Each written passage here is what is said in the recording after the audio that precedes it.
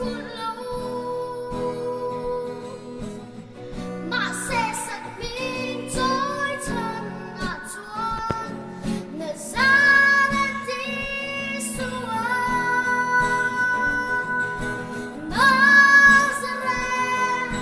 Nazareth Thiên cha đến hi chúa lâu mà la tôi sáng dậy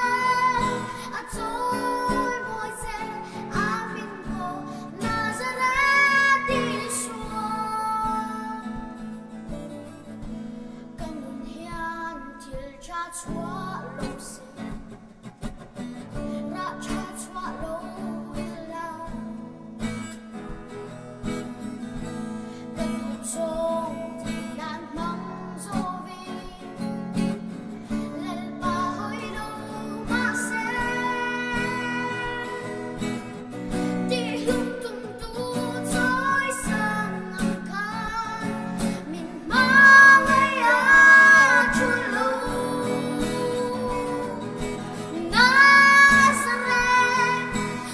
Nazareth Thiên cha đến hi chúa lâu mà la tôi sáng dậy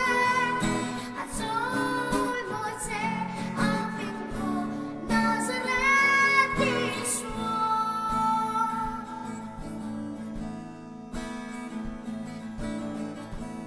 nghe khó